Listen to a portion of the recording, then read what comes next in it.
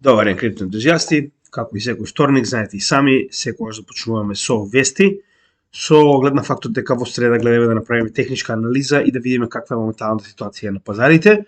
Значи, знаете и сами дека ова е веќе распоред кој што го имаме подолго време, со оглед на фактот дека навистина помага во на некој начин обработка на фундаментална и техничка анализа на правилен, да речем, неделен распоред, со цел да можеме да видиме што можеме да очекуваме од следната недела, посебно со оглед на фактот дека понеделник е секогаш доста нестабилен во една или во друга насока, затоа е многу подобро да се направи фундаментална анализа во вторник во однос на вести кои што моментално се поврзани со пазарот и нормално среда правиме техничка анализа со која што ќе можеме да видиме точно каде се наоѓаме во однос на техничкиот израз на биткоин и на криптопазарите. За почеток ќе почнеме со кинеска нова година. Знаете и сами, значи оние кои што се подолго време на пазарот, најчесто се очекува падови на пазарите, посебно кога се случува ова кинеска нова година, а тоа е само за неколку дена, со оглед на фактот дека следната, значи ќе биде на 22 јануари, а со оглед на фактот дека денеска е 17, тоа е за само 5 дена од денес. Сега, од досегашните значи искуства, да речем, со кинеската нова година, се оние кои што знаат дека нивната лунарна нова година не е како нашата, значи не е на фиксен датум, туку истата се одредува различно во секоја година и гледате дека варира од некој средина на јануар до средина на февруар, така нешто, 20 јануар до 20 февруар прилика, со тоа што за нас се битни од 2011-2012 па наваму, така да еве, ќе започнеме од 2013 како да речем бул ран година, со тоа што јас сакам да направам еден некој начин на проценка да видиме која е големата слика на ова, да речем, поместување, со оглед на фактот дека, значи, одека ова што го гледаме моментално, посебно во овој квадрат во последните неколку години, се информации од само неколку дена. Значи, да речеме што вели, пред кинеска нова година, цената била 3492, да падне на 3398, односно да се намали за 2,6%, тоа е во 2019 година. 2020, значи, гледате, пред по се намалила за 9%, 2021 пред по се намалила за 8% и 2022 пред и по се намалила за 5,3%. Значи, во ред, на дневно ниво, значи ова на дневно ниво се случува, се разбираме. Значи, тоа е некој пат кој што се очекува да се случи буквално неколку дена пред до неколку дена по, фактички, или за време на новата година во Кина, но сега, значи, очекување на ваков дневен пат и толку многу голема бука, јас не можам да разберам зошто е тоа толку битно, со оглед на фактот дека ако погледнеме и споредиме, ќе видиме дека ваквата информација, посебно во однос на макросликата, не менува ама буквално ништо. Еве, сега ќе погледнеме, че јас го земав овој чарт и ги определив сите нови години според овој, нели, овој распоред овдека, со тоа што ова е на неделно ниво определено, значи практично може да има еден или два дена разлика во моментот кога е определена, со оглед на фактот дека на пример е определена на неделно ниво на овдека, да речем, свеќата би била 11 февруар, а во 2013 било на 10. Значи разликата ќе биде 1, 2, 3 максимум денови, значи секој што взимам она свеќа која што е најблиска, затоа што знаете, на неделно ниво се определува една свеќа и сите оние 7 дена спаѓаат во истата таа свеќа. Така да видиме дали на неделно ниво направило некоја огромна разлика. Со оглед на фактот да не забораваме дека во сите овие сценарија, значи имаме одредено движење во бер и во бул. Значи ќе гледаме и тоа да го земеме во предвид. Значи во 2013 година кога ова се случило на почетокот, ние сме биле во full blown bull market. Дали направило некаква разлика? Погледнете и сами. Не. Значи и таа недела завршила позитивно уствари. Значи се случило на почетокот на неделата, а целата недела свеќата завршила комплетно позитивно. Така да во 2013 година немаме буквално никаков, да речем, голем ефект кој што го имало ова. 2014 година, значи свеќата е обележена на 27 јануар, а 2014 година се десило на 31. Значи тоа е фактички ова и ова, така. Значи затоа што ова е директно после утврдување на биткоин врв. Значи знаете 2013 завршува првиот циклус на bull market, со тоа што ако погледнеме 2013, 2017 иста ситуација. 2021 иста ситуација.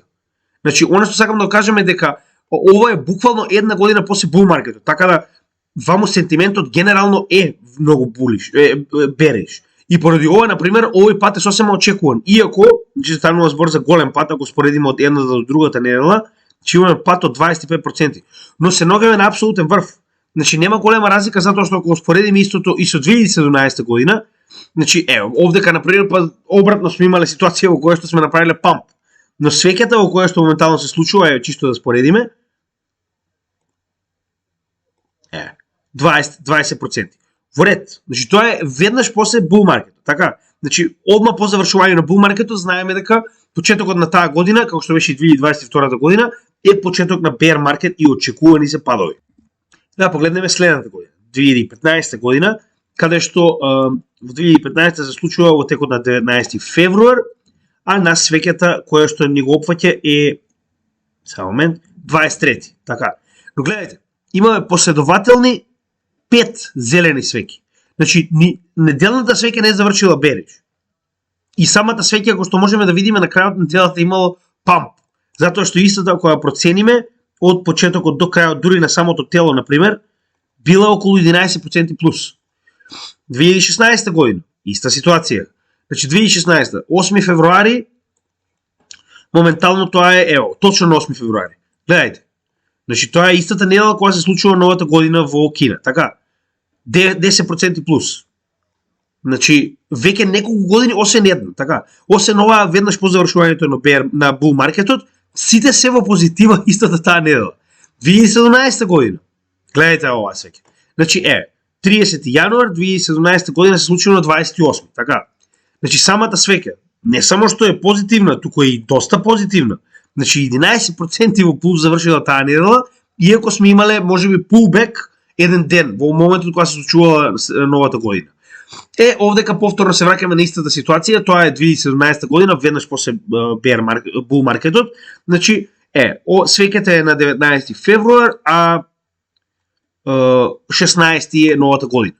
Така да во оваа ситуација, значи, иако, да речем, на таа недела имаме пат, да речем, од самиот максимум до дното на оваа свеќа е 20%, тоа не го менува фактот дека само следната недела веднаш ми имале уствари да pullback rally, да dead cat bounce. Што значи дека повторно на крајот од денот ова не променило ништо во генералната слика на движење на цената на биткоин. Да погледнеме понатаму. Иста ситуација. Веднаш по завршување на практично на bear маркет година 2018, каде што моментално се ногаме и ние, значи 2019 е истата година за овој циклус како што е 2023 моментално и како што е 2016. Така да 2019 година ние буквално овдека сме направиле рели на да речем кинеска нова година. Значи 4 февруар 2019, 5 февруар 2019, доста блиску, со тоа што неделата завршила крајно позитивно. Значи, чисто да споредиме, само телото, не мора ли да одиме на свеќата, че 7% била во плюс таа недела биткоин. Така. Што се случува понатаму? Понатаму имаме 2020 година, веднаш пред пандемијата, со оглед на фактот дека истата беше негде околу март прогласена на глобално ниво. Значи, гледајте свеќава. И во март, значи, ние имаме нова година, 27 јануари е свеќата, а овдека е 25. Значи, само 2 дена после за почетокот на свеќата, а свеќата моментално завршила за нова година на некои 9%.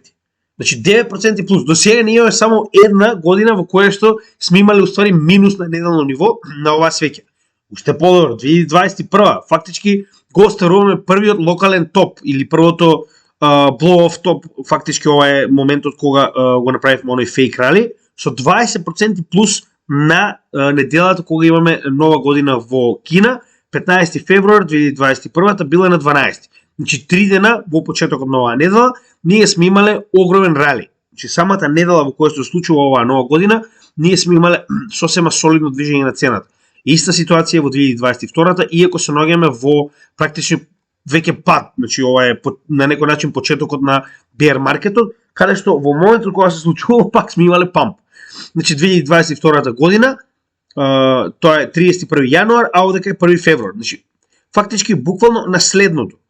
Значи сме имале голем памп и ова е во текот на оваа недела, значи затоа што почина на 31 јануар, 1 февруар се уште спаја во истата недела, ние сме имале памп од неверојатни 11% во таа недела кога сме имале кинеска нова година. Така да во ред, значи јас него негирам ова.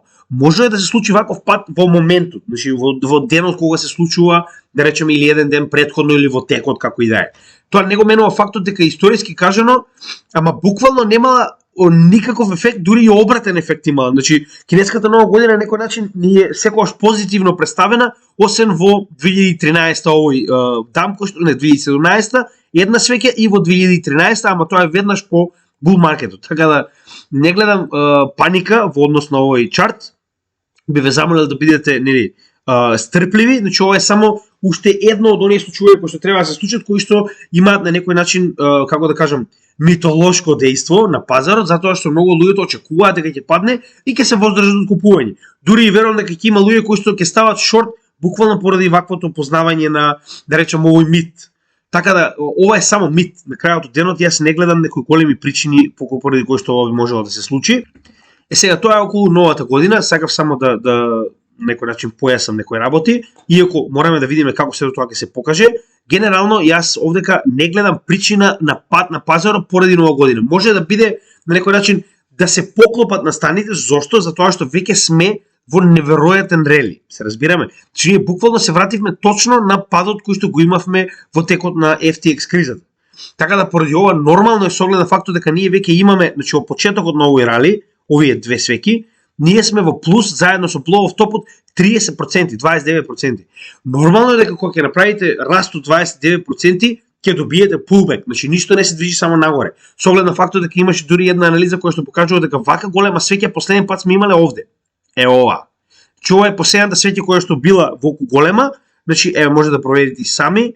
Значи овде ќе имаме свеќа која што е 27,7%. Што е претходната ваква голема свеќа која што била значи буквално пред првиот блоw-оф топ кој што го имавме 2021 година, што значи дека ваква голема свеќа нормално е да донесе pullback. Тоа е сосема очекувано, ако се сеќавате, јас ова веќе го најав неколку дена наназад, иако не може да знаете кога точно ќе се случи. Тоа ќе се случи со сигурност. Сега, pullbackот дали ќе настане или не останува да видиме на самиот пазар, но е нормално да се случи. Проблемот со биткоин е што некогаш кога највеќе се очекува pullback, се случува обратно. Зошто? Ќе се вратиме уште еднаш на истата ситуација што постојано ви кажувам. Заборавате дека некој ги гледа вашите leverage позиции. Значи тоа е оно што постојано ви кажувам. Имате играчи кои што седат и ги гледаат вашите leverage позиции. Можеби вие не сте конкретно во leverage маркетот, но leverage маркетот е главната причина за движење експлозивно во една или во друга насока. Прост пример. Моменталната ситуација на цената со биткоин не е ништо друго освен ликвидација на шорт позиции. Значи, иако нас тоа многу не ни беше битно поради тоа што да речеме сите гледаат дека оди нагоре, нели? Каква е причината, никој не му е гајле, но треба да бидеме реалистични. Значи, моментално во претходните неколку дена, посебно на 14 јануари, пред 2 дена, кога добивме многу масивен, да речем, значи кажат, ова е буквално во средината на самиот рели, ние имаме неколку денови огромни ликвидации на шорт позиции. Гледайте, почетокот, да, иако ова нема да го рачунаме овде, да речеме, што е на 9 јануари 160 милиона на шортс ликвидирани, гледайте овде. Од 11 јануар имате 127, 175, 163 и неверојатни 492 милиони шортс ликвидирани. Зошто е тоа така? Затоа што сите очекуваат дека некој ќе го шортне пазарот. Значи, во оваа ситуација имате луѓе кои што мислат дека ќе го темпираат правилно и дека ќе стават шорт позиција и дека ќе успеат да го симнат надоле, нели? Фактички да почнат да го јаваат оној бран надолу на биткоин. Но реално така тоа не функционира. Зошто е тоа така? Ќе напоменам уште еднаш.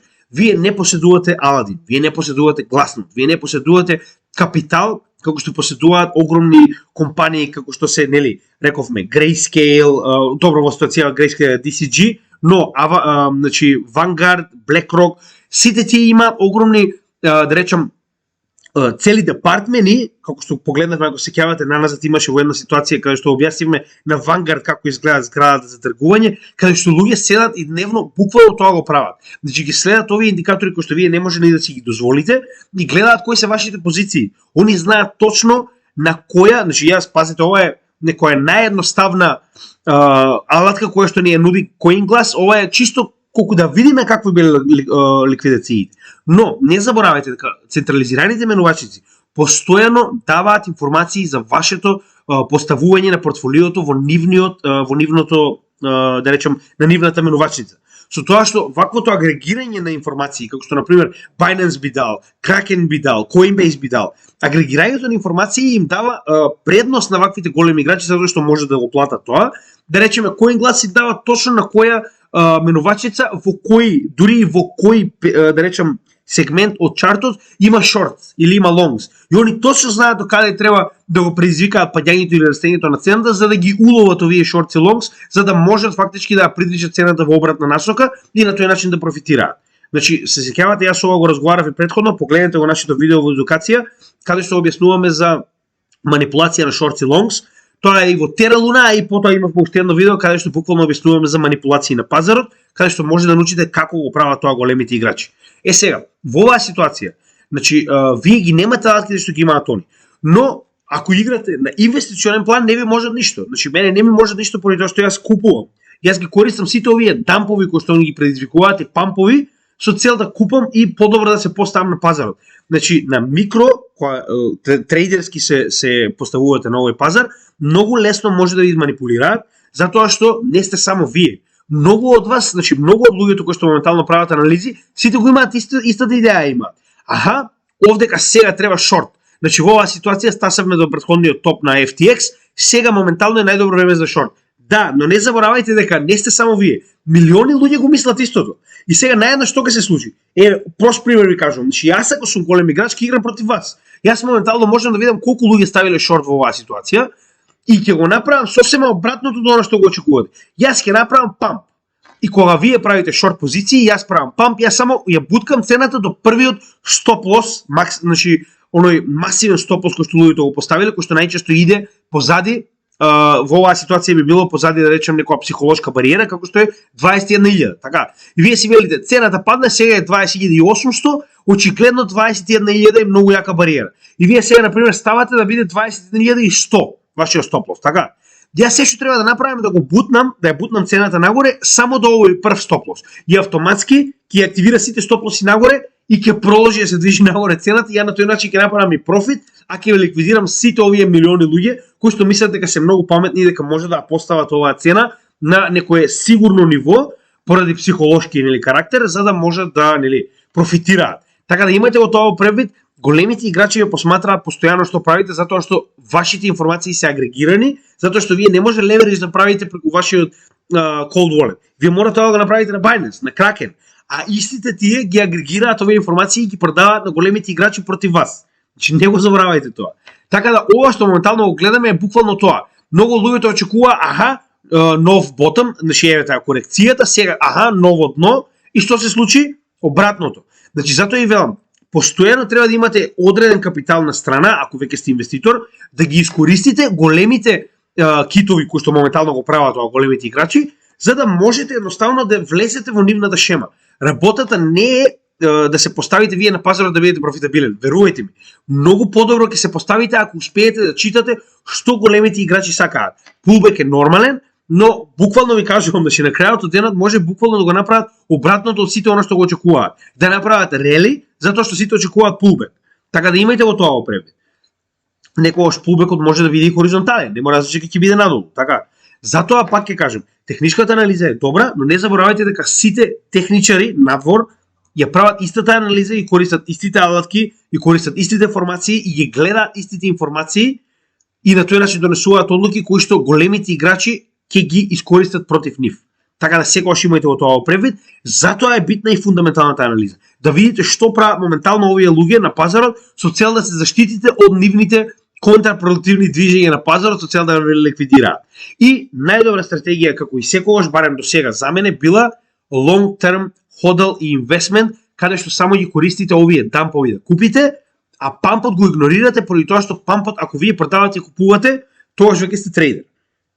Но ако јас постојано инвестирам, ако користам ова на максимален, да речем, макро елемент да продавам на следниот bull market, значи зборуваме кога ќе дојдеме до blow off top, тогаш веќе јас сум инвеститор и овие мини пампови и дампови не ми прават голема разлика, освен да пласирам повеќе од моето портфолио кој ќе добиеме следен дамп.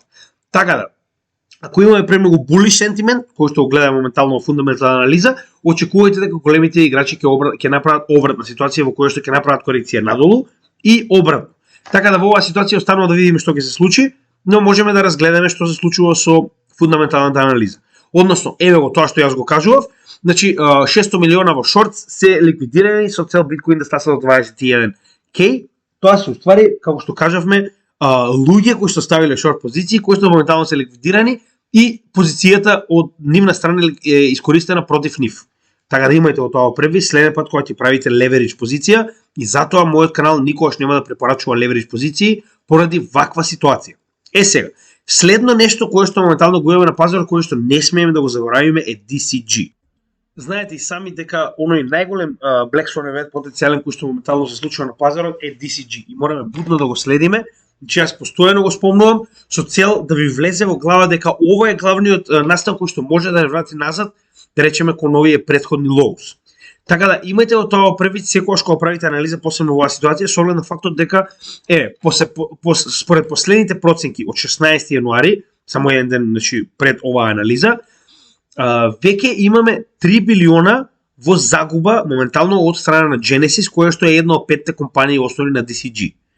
Така да ова е најнов репорт со кој што моментално се објаснува дека не само 900 милиони кои што ги должат на Gemini, туку и на самата DCG. Значи ако се сеќавате нели помеѓу себе имаат должничко поборувачки однос, како и кон останати да речам, затоа што нормално дека Genesis не работела само со Gemini, има и други инвеститори кои што моментално исто така не може да ги повлечат своите пари и гледаме дека овој долг се повеќе и повеќе се зголемува. Со тоа што моментално имаме долг од 3 билиона, а имаме најава на DCG дека ќе ги продаде, ако се сеќавате разговаравме, тоа се различен тип на криптопроекти во своето venture портфолио, значи кое што е наменето за, да речем, знаете како имате главно портфолио, значи го разговаравме во претходното видео, каде што имате, да речем, само Ethereum, не знам, и Bitcoin, но имате и второ портфолио во кое што вие ги ставате оние спекулативни проекти кои што очекувате да ви донесат многу повеќе профит од многу помал капитал. Истата ситуација и со DCG.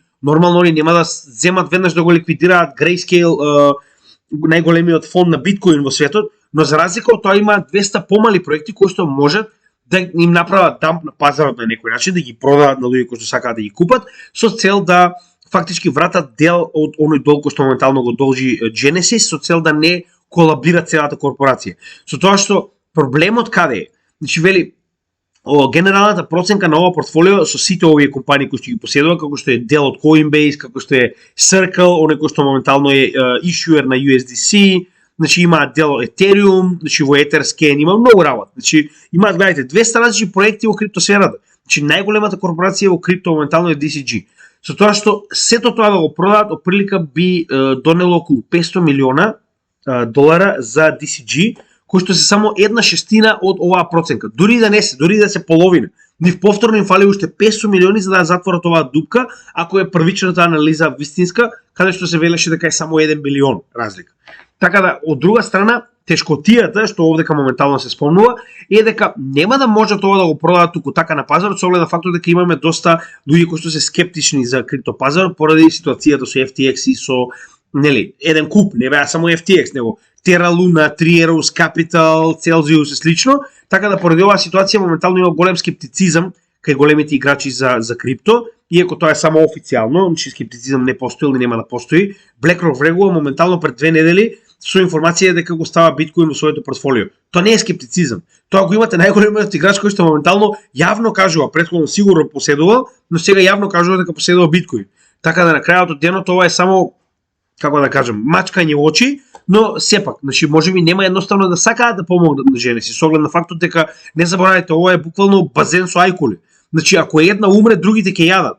И во оваа ситуација ако падне DCG ќе го колабира маркетот уште, што ќе дозволи на поголеми играчи да купат на уште поголем на уште поголем попуст.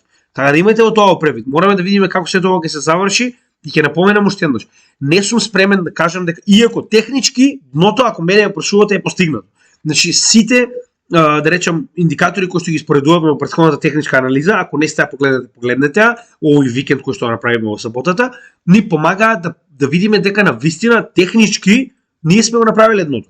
Циклусно ние сме го направиле едното. Макроекономскиот, тоа како изгледа 4 годишниот циклус, комплетно сме го направиле едното. Тоа не го менува фактот дека не можеме да се попираме на идејата дека постојано секој циклус ќе биде ист. Со оглед на фактот дека овој циклус исклучиво не е. Нели рековме, рецесија, војна, моментално имате огромен недостиг на енергенси и храна, сето тоа на некој начин е сосема нова територија за биткоин кој што досега не е искусил и поради овие причини, како и моментот кој што моментално го гледаме, може циклусот да се сврти комплетно поинаку. Можеби ќе направиме ново дно, но тоа не го менува фактот дека е многу подобро да направиме дно од 21.000, каде што имаме солиден простор за паѓање надолу, отколку тоа да го направиме во моментот кога се наоѓаме некаде околу 16.000. Така да мене ако ме прашувате се наоѓаме во многу добра позиција, но колапсот на DCG е нешто што не можеме да го предвидиме. Мораме да видиме како се тоа ќе изигра пред да можеме да разговараме понатаму што можеме да правиме во однос на фундаменталната анализа за утврдување на дно. И да не заборавиме, значи само иако ова е дел од техничката анализа, на дневно ниво излегување на MACD надвор од 100 рейнџот, јас мислам и дека не сум видел. Гледајте, ќе се вратиме наназад, најдете каде MACD излегол од овој рейндж за да ми кажете дека нешто слично до сега сме добиле. Гледајте. Значи, ова веќе сме во 2017 година. Ниту во еден момент MACD не успеал да излезе надвор од овој рейндж, што значи дека ова што моментално го добивме е екстремно силно движење на биткоин и добивме конечно утврдување како на врв, така и на промена на MACD во надолна линија. Така да затоа и реков дека и според техничка анализа и според моментална ситуацијата која што гледаме со фундаментална анализа би била здрава корекција и тоа е она што моментално ние го очекуваме и влегување назад во bull market support бендот, но повеќе за тоа во техничкиот дел од анализата. Сакаме само да најавиме што очекуваме како тим. Сега, значи биткоин и ова е уште една интересна идеја. Значи и од технички и од фундаментален аспект моментално има сомневање, да речем, кај трейдерите дека е многу можно ново дно, со оглед на фактот дека биткоин не успеа да го победи претходниот локален врв од FTX колапсот. Што значи дека ако успеевме, значи тоа е она што постојано луѓето кажуваат. Значи прво не ја победивме оваа тренд линија, а второ не успеавме да го поминеме овој врв на претходниот колапс на FTX, кој што беше локален врв во ова движење во целиот овој сегмент, што значи дека придвижување над ова дно, значи формирање на овој врв, формирање на нов врв. А знаете и сами дека промена на трендот се прави кога формираме или повисоко дно од претходното или повисок врв од претходниот, со тоа фактички има промена на целото движење на сегментот, се разбираме. Значи ако досега сме правиле врв и понизок врв и сега наеднаш правиме повисок врв од претходниот, очекуваме дека веќе имаме промена на трендот и дека ќе почнеме да се движиме нагоре. Но тоа не успеавме да го постигнеме со оглед на фактот дека првиот момент кога се приближивме и тоа во текот на претходниот ден добивме фактички одбивање од ваквото ниво и тоа солидно одбивање надолу. Сега истото го кажува и овој артикл дека моментално не само тоа одбивање што е на некој начин нели очигледно дека не успеавме да го победиме оној локален врв на FTX колапсот, значи напоменува дека е се уште можно овој дел. Фактички ако се сеќавате, значи ова е сликата за психологија на маркет сайкл, каде што буквално ние се уште се наоѓаме во овој дел, но не сме сигурни дали моментално се наоѓаме во практично завршениот дел, каде што моментално го завршиме ова и се движиме нагоре, она disbelief rally, кој што моментално јас мислам дека сме, значи нешто што досега на пример луѓето веруваат не, ова е само уште една корекција пред да продолжиме надолу, или пак се наоѓаме во овој затворен канал кој што моментално, значи ова е фактички креаторот на овој артикл верува дека се наоѓаме во овој дел, каде што повторно ќе добиеме lower low, што уствари би било логично од овој потек надолу, да го се вратиме на неделно ниво. Она што го очекува е движење на цената до 12.000.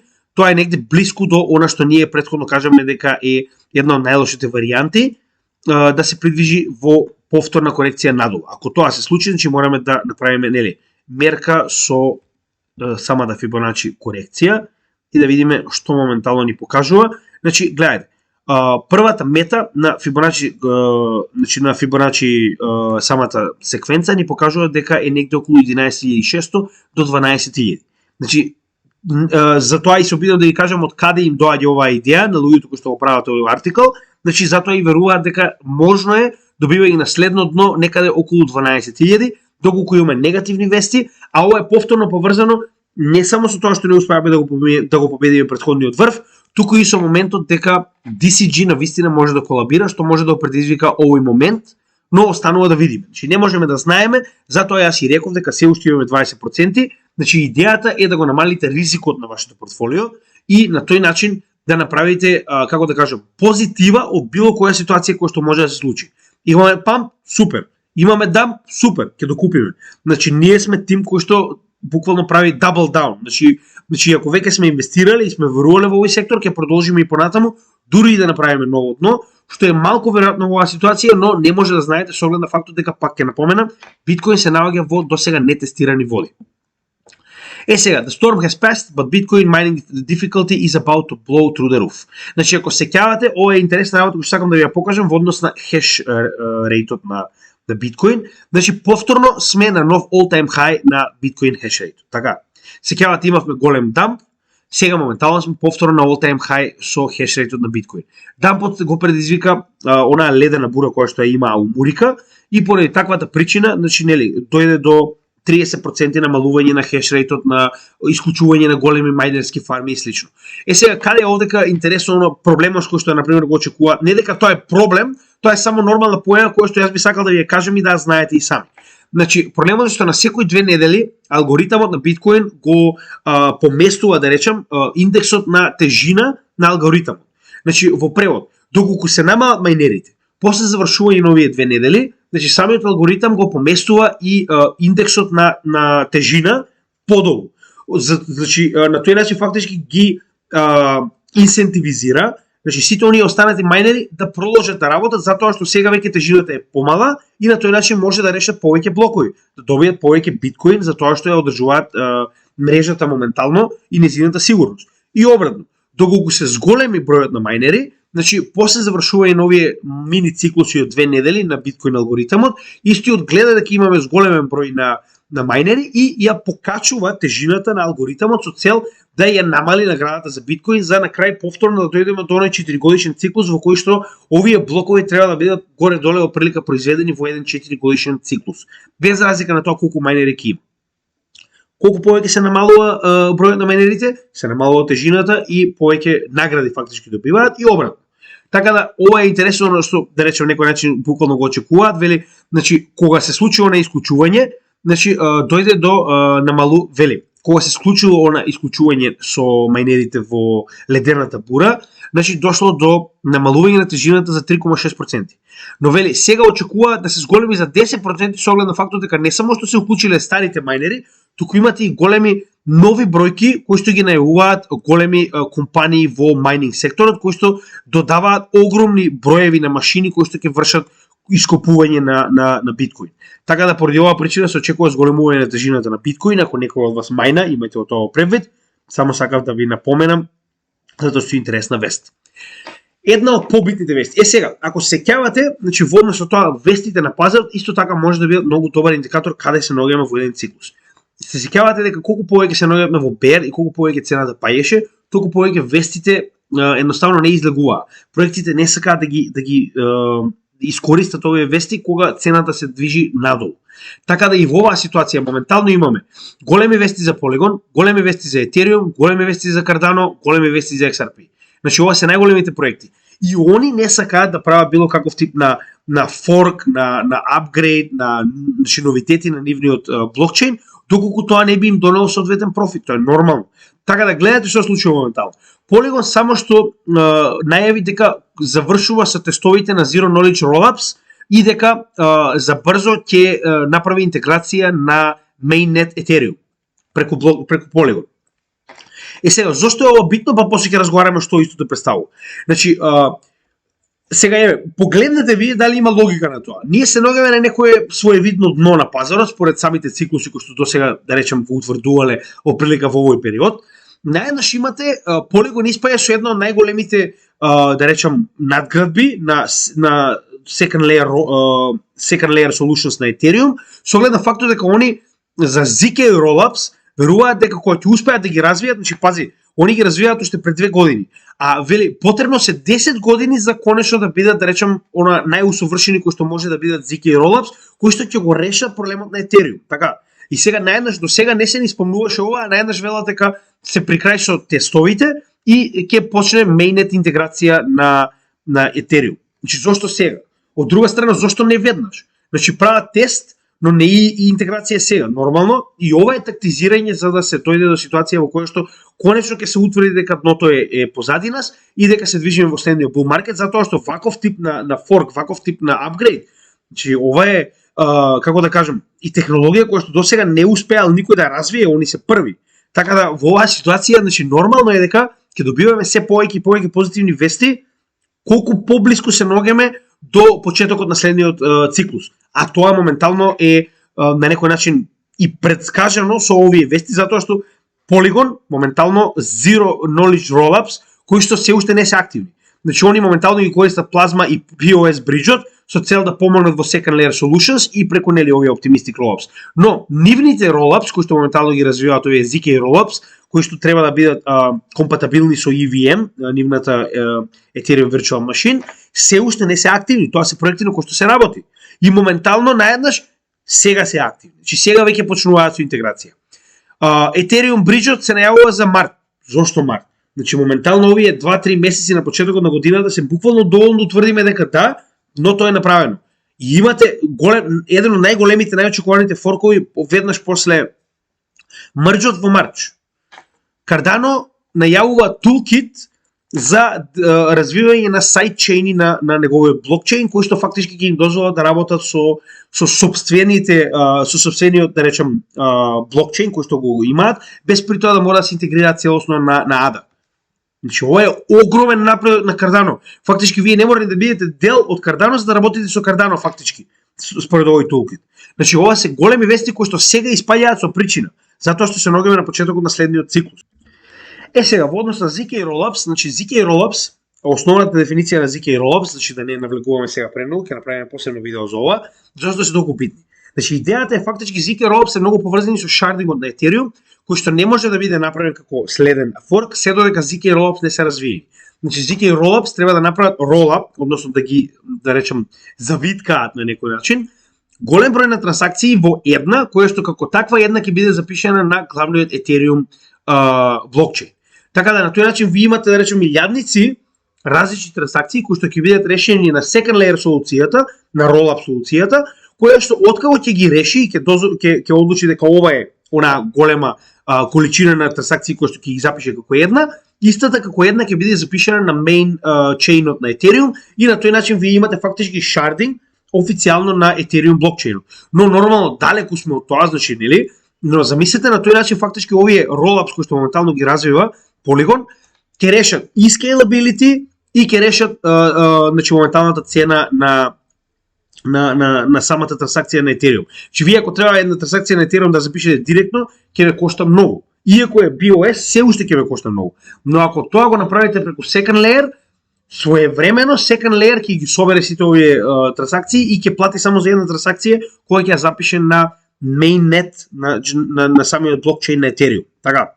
Сега, моментално, значи, иако е ова доста, да речем, сувопарно, значи, се работи на тестнет на самите ZK Rollups, кои што се Ethereum Virtual Machine Compatible, кои што моментално, значи, тимот кој што тоа го работи е уствари Hermes и истите ги развива и наскоро ќе почне да ги тестира на главниот блокчейн, што е многу добра работа, со тоа што имаме и други моментално различни, да речем, структури, различни блокчейн проекти кои што работат на истата, да речем, ситуација, како што е ZK Snarks и ZK имаше уште едни ZK Snark и ZK Stark. Значи, како и да е, ова се различни тип на rollup солуции, но сите доаѓаат преку Polygon. Затоа е Polygon толку битен. Polygon е тој што како second layer солуција му овозможува на Ethereum различни типови на second layer солуции со цел scalability и со цел нели намалување на fees. Значи, затоа и Polygon е толку битен. Затоа што зашто вели, значи the Swiss Army knife of blockchain scaling strategies. Polygon фактички не му нуди една солуција, туку му нуди различни солуции кои што се уште се развиваат или се моментално активни на пазарот на Ethereum. Колку повеќе се развиваат, истите се интегрираат со Polygon, фактички истиот ги опфаќа и ги на некој начин поврзува со самиот Ethereum mainnet. И затоа е Polygon толку битен, затоа што она што моментално се кажа во самиот Ethereum, без second layer солуциите на Ethereum нема да може истиот да напредува, затоа што самиот по себе е втора генерација на криптопроекти и за жал нема таков тип на структура која што може да биде scalability, значи надграден, значи сега мораше да промени во POS, значи целиот блокчейн да се промени комплетно, што велевме она да го смените моторот на колата додека истата е во движење. Од бензинец во електронски мотор, ме разбирате? Чистата ситуација моментално што ја гледаме. Така да направија апгрейд на целиот блокчейн и повторно им се потребни second layer солуции преку Polygon со цел да дојдат до овој степен на scalability и намалување на fees. И нели зголемување на брзината scalability и опфаќање на повеќе луѓе кои што може да користат во исто време.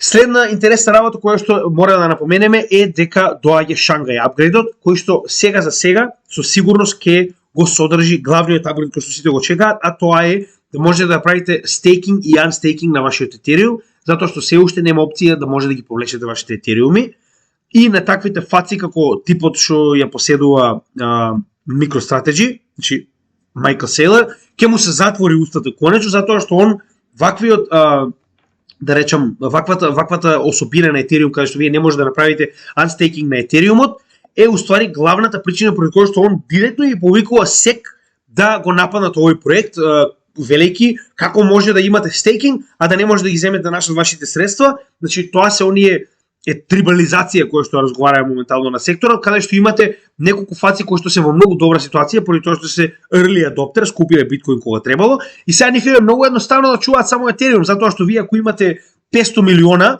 истите се труплираат на 4 годишен циклус, вас не ви е потребно да купувате Ethereum, не ви е потребно да купувате ADA, но нормално на тој начин може да елиминирате конкуренцијата и да барате, значи, на регулаторите да елиминираат се што не е биткоин.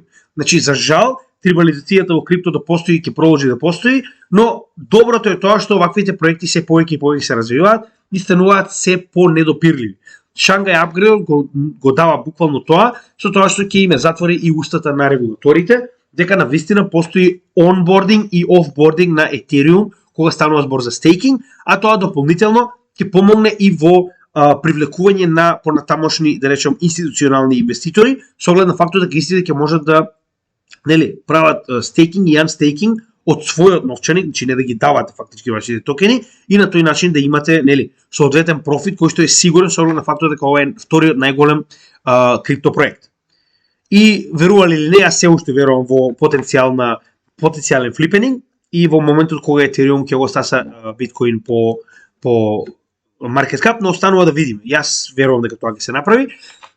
Главно каде моментално се наоѓаме со Шангай апгрейдот, значи имаме DevNet 2, односно тоа е значи за разлика од тестнетот, DevNet е уствари своевиден тестнет кој што е отворен само за девелоперите кои што имаат моментално апликации на Ethereum со цел да им помогне да се припремат за интеграција, затоа што вие исто така треба да направите соодветни апгрейди на вашата апликација за истата да биде компатибилна и да може да работи на новиот Шангай апгрейд, затоа што тоа е уствари форк и промена на самиот блокчейн.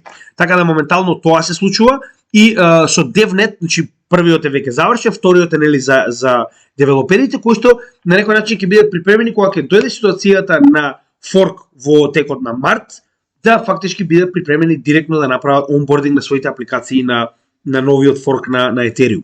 Со тоа што значи вели ќе се направи дури и shadow forking, односно тоа е фактички се зема копија од самиот Ethereum main chain, значи Ethereum Blocknet на POS блокчейн технологијата и се прави своевидно off-chain на некој начин, ваков тип на апгрейд, значи фактички вие исто како што претходно имавте Beacon Chain кој што работеше паралелно со Ethereum POW, овде ќе имате така речено паралелен mainnet кој што не е поврзан со главниот, а се користи со цел да видат како би изреагирал моменталниот блокчейн на Ethereum доколку се направи овој форк на Шангай. Така да тоа дополнително ќе даде легитимитет и информации за тоа како да го спроведат во март ваквиот битен форк, затоа што верувајте ми сите го очекуваат за да може да направат unstaking на сето она што било направено стейкинг во текот на мрџот и е многу битно. Сега, има уште некои дополнителни апгрейди кои што може да бидат вклучени во овој Шангай апгрейд, но рекоа дека овој е најбитниот и се фокусираат на истиот. Ако успеат да ги спремат и останатите апгрейди,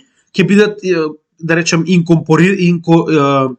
инкорпорирани во Шангај апгрейдот, ако не истите ќе бидат направени понатаму, значи во текот на да речем следните форкови.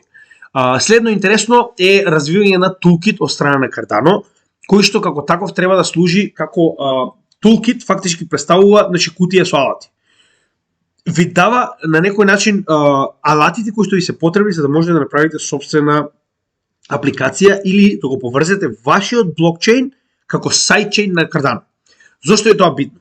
Значи самиот Cardano представува екосистем. И ако вие сакате да развиете проект на Cardano екосистемот, вие треба истиот да го напишете во Bluetooth, истиот мора да биде POS и да биде базиран на Cardano коинот. Значи вие фактички мора да го изградите на самата технологија која што Cardano ја направила до сега. Во оваа ситуација вие имате toolkit со кој што ви помага да развиете сайдчейн, ако се сеќавате имаше вакви идеи на пример за Dogecoin, да истиот стане сайдчейн на Cardano, со тоа што вие фактички не го менувате вашиот блокчейн. Вие може да видите POW, може да видите што сакате и не го менувате вашиот блокчейн, но можете да го приклучите на Cardano блокчейнот како сайдчейн.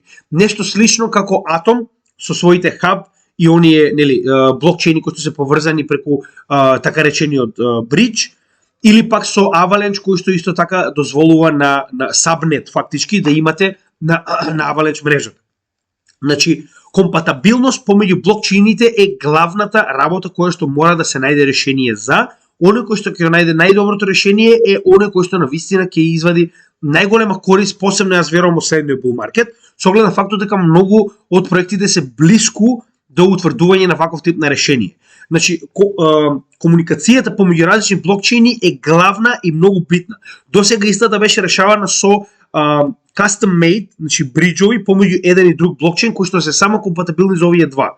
Значи моментално се работи на тоа, како што ја гледате и самиот Cardano моментално развива ваков тип на toolkit кој што ќе помогне во врзување на вашиот блокчейн како сайдчейн на Cardano и на тој начин, значи зошто е тоа битно?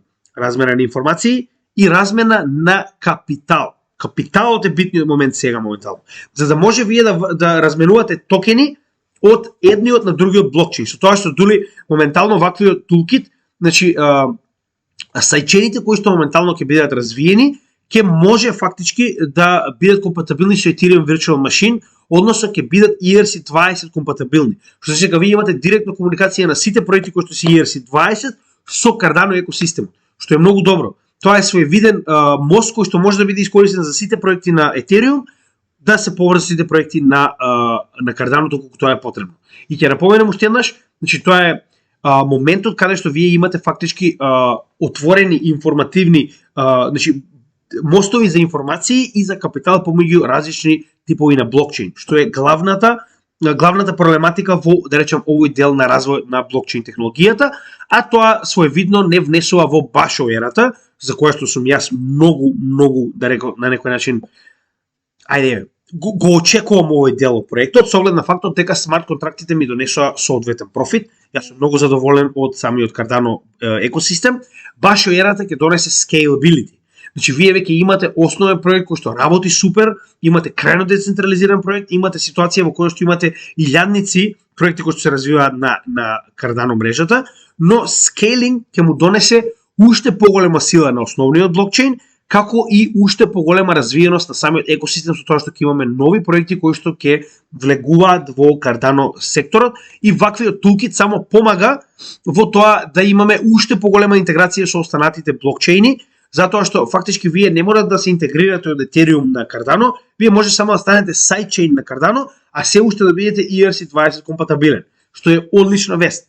Повторно, останува да видиме како се тоа ќе се одрази на пазарот и на цената, но моментално ова е во најава, значи најавено е дека го имаат истиот и дека е во девелопмент и дека е само прашање на време кога истиот ќе биде значи пуштен во употреба за јавност. Да не забравяме дека Cardano има доста јаки проекти кои што моментално работи, како што е Mithril, како што е Hydra. Јас навистина ги очекувам. Тоа се солуции, знаете како? Тоа е како да инвестирате во компанија која што моментално развива лек за рак. Значи моментално не постои друга компанија која што има ваков тип на технологија која што моментално може да реши нешто што никој не успеал да го реши. Па така и во оваа ситуација, ако веќе разговараме за Cardano, toolkitот е една работа. Но, например, Hydra моментално ќе донесе брзина на Cardano од 1 до 3 милиони трансакции во секунда, која што ниту еден до сега не успеал да ја постигне блокчейн, а исто така и генералните технологии кои што моментално се користат, како што се closed серверите на Visa и на Mastercard, исто така не успеале да ги постигнат. Нивните максимални брзини се 60.000 трансакции. Замислете на вистина да успее, а знаеме и сами дека до сега Cardano ниту во еден момент не потврлил. Замислете да успее да го развие во оваа година, Hydra, и да успее да го интегрира.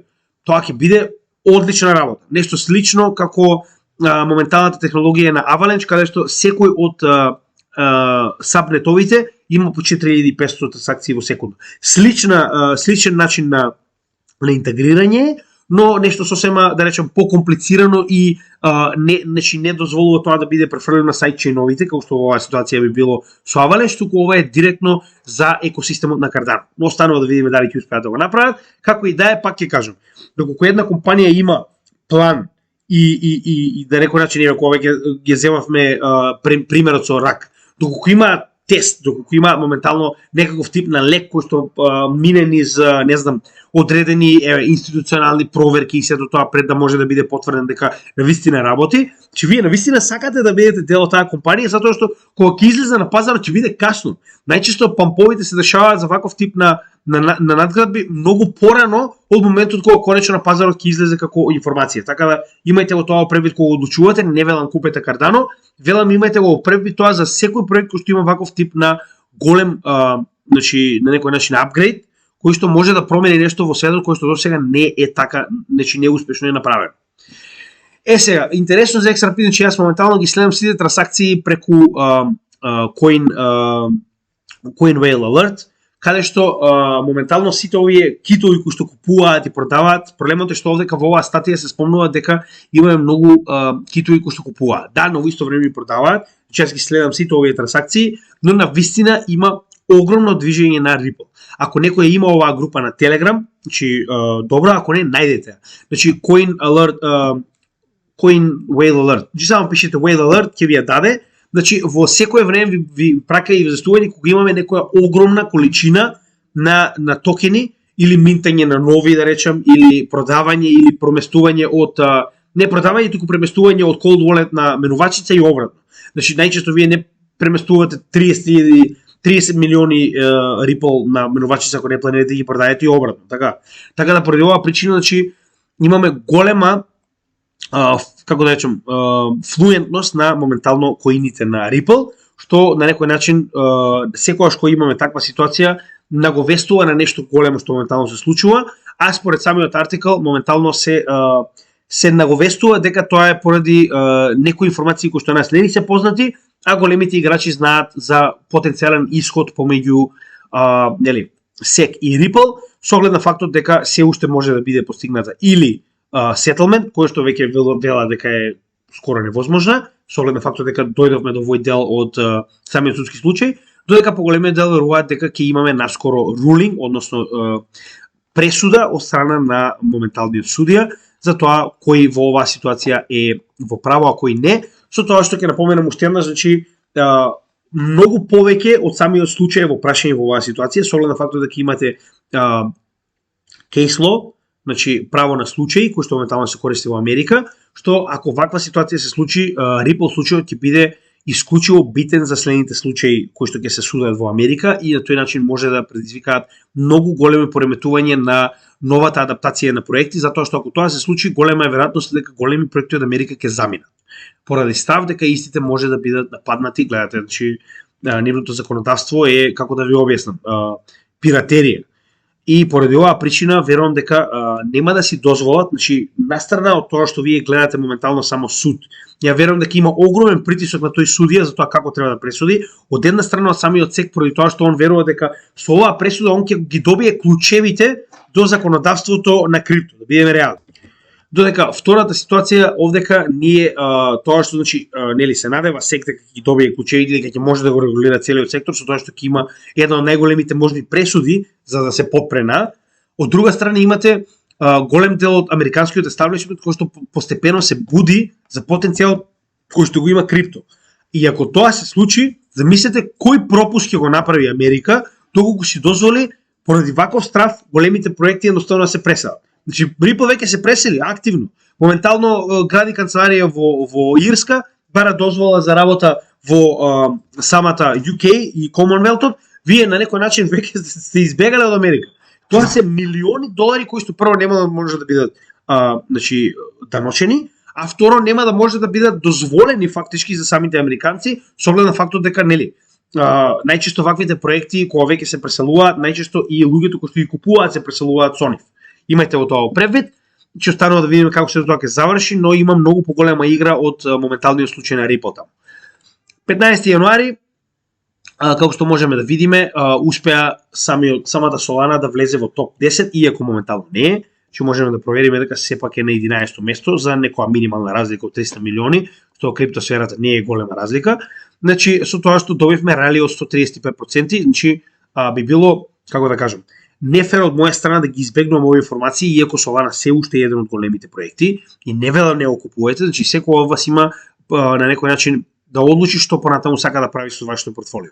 Но целата оваа историја, на пример, јас ја прочитам, во ред, се е тоа супер, значи овој рели јас не гледам од каде, значи стварно е, пробав да најдам да нема некој нов апгрейд, нешто што направиле на пример за да дојдат до оваа ситуација. Значи го прочитав целото ова и единствено што најдов е дека има meme coin, некој си Bonk Inu, кој што моментално пумпа и поради истиот пак ја направил jumpstart, значи ја започнал оваа каскадна ситуација во која што Solana моментално навистина доби големо враќање на својот market cap и на својата цена. Но ако мене ја прашувате, meme coin на вашиот екосистем кој што е популарен, не е причина за вие да се радувате дека цената расте. Повторно, не е моје да судам, јас повторно пробав да најдам, значи имате огромен број на раст на волети, нели, тоа е на некој начин добро за децентрализација на системот и се, но нема ниту еден главен, значи двигател кој што може да кажеме, еве на пример, на Ethereum тоа е Шангај, нели, Шангај Форкот. На Polygon тоа ти е ZK Rollups. На Cardano тоа ти е на пример тулкито моментално кој што реагуваат.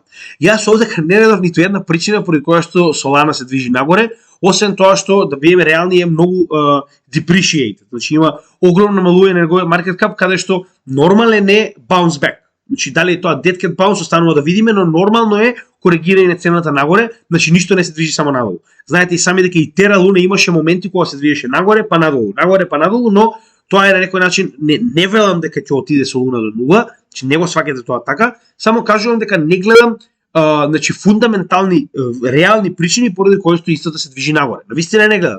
Не знам за вас. Значи тоа е моменталната моја процека, јас навистина не сакам да влегам во овој проект, не гледам причина зашто би го направил тоа, но имате и сами нели. Вие треба да процените дали сте задоволни со ризикот кој што моментално ви го нуди Solana. Останува на вас, тоа е се што имам да кажам.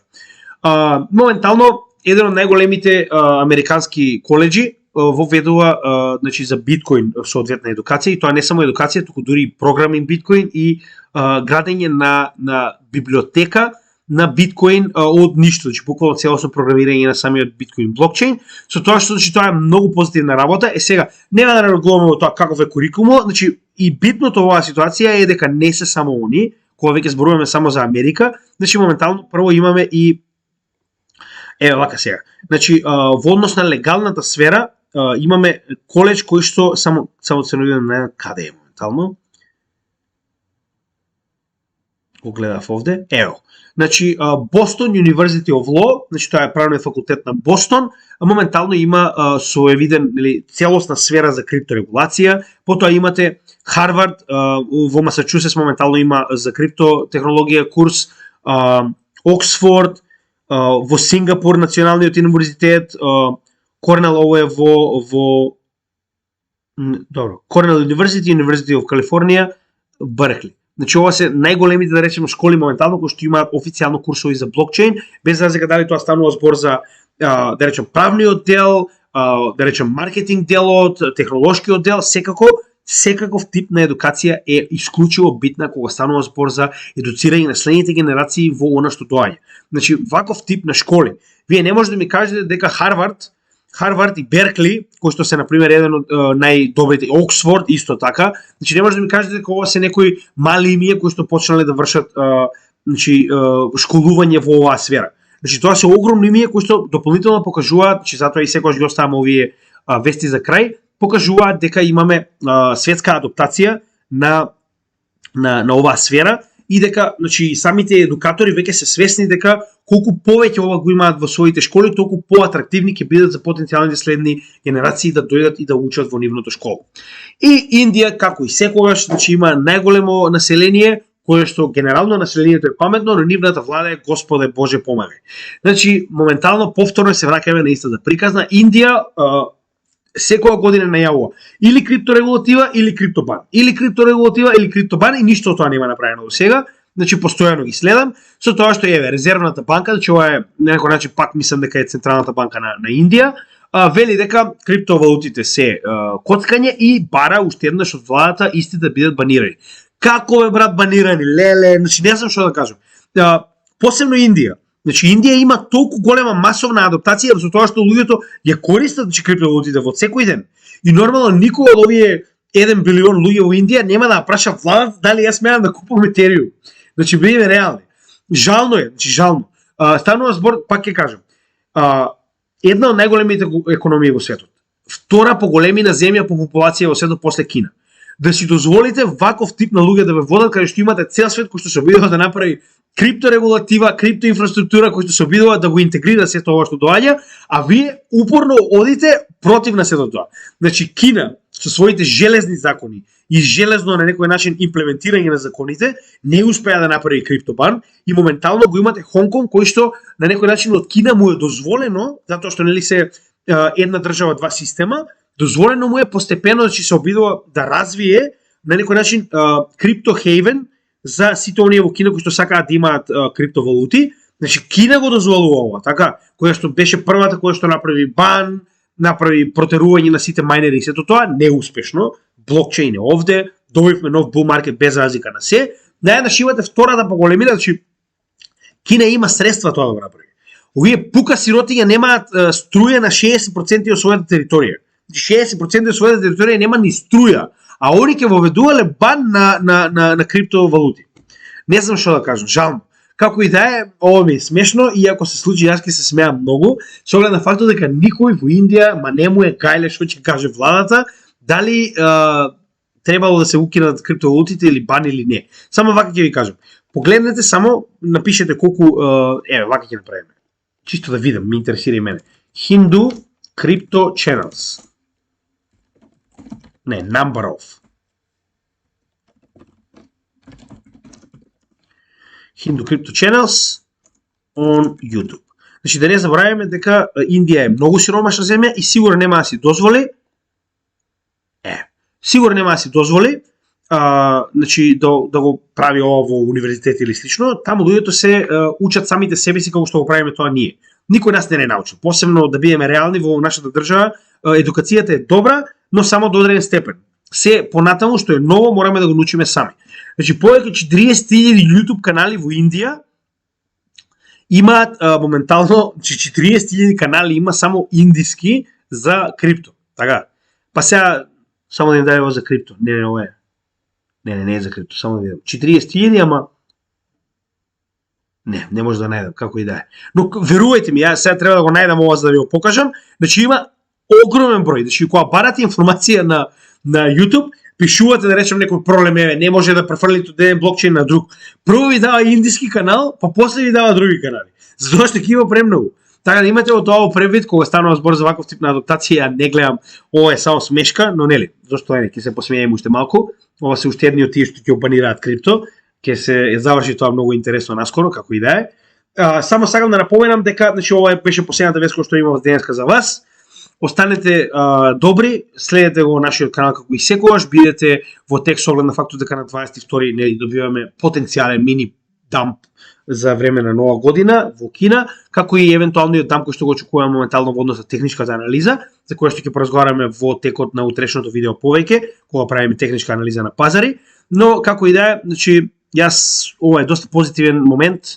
Значи гледам предвижување на пазарот нагоре и тоа масивно предвижување на пазарот нагоре, корекција е нормална, не гледам страф, само сакам да го напоменам тоа како канал. Потенцијално паѓање на пазарот може само да не принуди да купиме уште нешто, посебно ако успееме да утврдиме повисоко дно. Значи ако успееме да паднеме да речеме до некој 18.500 и утврдиме повисоко дно од претходните, тоа уште толку ќе ми даде повеќе сигурност дека се движиме во правилна насока, дека сме го оформиле дното и дека можеме да ги алоцираме и последните 20% на нашето портфолио. А во меѓувреме ќе ве замолиме да се работувате со нас како и до сега. Праќајте ни вашите материјали, ние ќе најавуваме кога тоа е од вас на канал, кога имаме нешто што може да го споделиме со сите.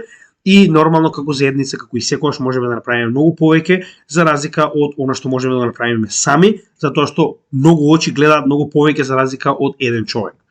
Ве благодарам уште еднаш, како и секогаш вие сте нашата најдобра реклама, доколку гледате дека овите видеа се добри, препорачате ги на оние кои што сакаат да речеме да научат за криптосферата. Се уште е рано, имаме уште некои 400 дена за следен халвинг, 2025 очекуваме да биде и самиот bull market, иако тоа не мора да биде така, имаме доста време за да научиме. Ви благодарам, имате добар ден и се гледаме во следното видео. Поздрав од CryptoGamingG.